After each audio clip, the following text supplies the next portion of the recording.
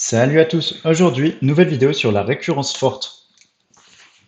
Donc, pour mettre en perspective, la récurrence simple, c'est P de 0 est vrai et P de n implique P de n plus 1.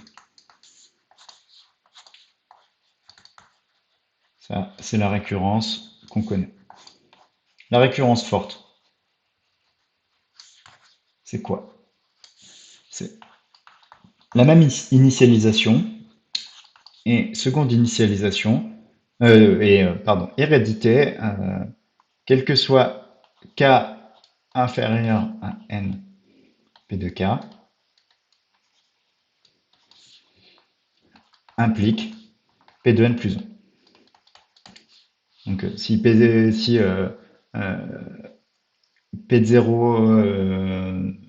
P de 1, P de 2, P de 3 jusqu'à P de n est vrai, alors P de n plus 1 est vrai. Ces deux choses-là, elles sont bien équivalentes, parce que si je pose Q de n égale du coup, ce qu'on va plutôt noter, P de 0 et P de 1 et nanana et P de n, alors Q de 0, bah, c'est égal à P de 0,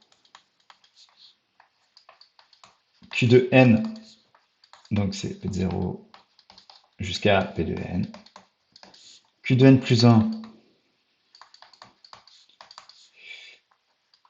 c'est égal à P de 0 et P de n et P de n plus 1. Et ça, bah si P de 0 et N1, P de n implique P de n plus 1, donc on a déjà P de 0, ça implique P de n plus 1, d'accord? Voilà, ça c'est le principe de récurrence forte. Et on sait aussi que P de 0, Pn, bah, ça implique la même chose.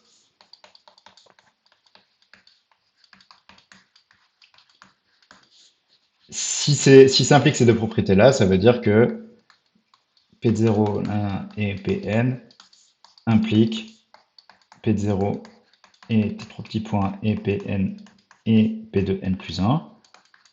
Autrement dit, Q de n implique Q de n plus 1. Donc ça veut dire que si la récurrence forte est vraie, alors la récurrence est vraie. Donc en fait, faire une récurrence forte, ça revient bien à faire une récurrence. Voilà. Je vais vous donner une petite application. On va considérer la suite un définie par u0 égale 1 et pour tout n entier, un plus 1 égale somme de k égale 0 à n des uk. Donc ça veut dire que un plus 1 il dépend de tous les termes précédents. On va démontrer que pour tout n entier, un égale, pour tout n pardon, entier non nul, un égale 2 puissance n-1. Donc initialisation. Donc, ici, on ne commence pas à 0 comme dans mes exemples, mais on va plutôt commencer à 1. Mais par définition, U1, c'est somme de 0 à 0 de U0. Somme de K égale 0 à 0 DUK, ce qui fait U0, ce qui fait 1. Et 1, c'est bien 2 puissance 1 moins 1, ce qui fait bien, enfin, voilà, 1, ça fait bien 2 puissance 1 moins 1. Ce qui est bien ce qu'on cherche. Hérédité. Là, comment on rédige ça? On dit, ben, soit n appartenant à grand N, donc fixé. Moi, à chaque fois, j'aime bien mettre fixé pour dire, c'est vraiment, on prend un truc. On suppose que, quel que soit k inférieur ou égal à n, eh bien, uk égale 2 puissance k-1. On a quand même, c'est pour k non nul. Maintenant,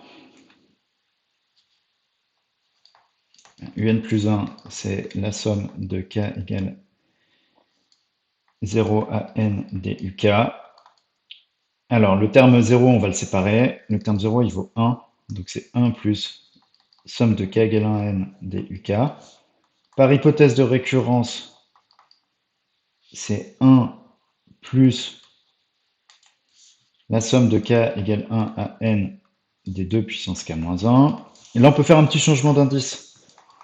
On va dire que c'est 1 plus la somme de k égale 0 à n moins 1 des 2 puissance k. Somme des termes d'une suite géométrique, et bien ça fait 2 puissance n moins 1 sur 2 moins 1, ce qui fait 1 plus 2 puissance n moins 1, ce qui fait un plus 1 égale 2 puissance n. Ce qui est bien ce qu'on cherche. Donc l'hérédité est vérifiée.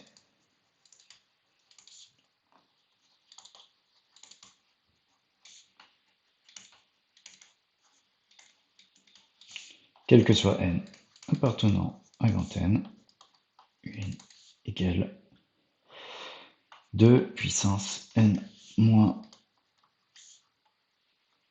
1. Voilà, on arrive au bout de cette vidéo qui est à la fois cours et exercice. On se retrouve bientôt pour une prochaine vidéo.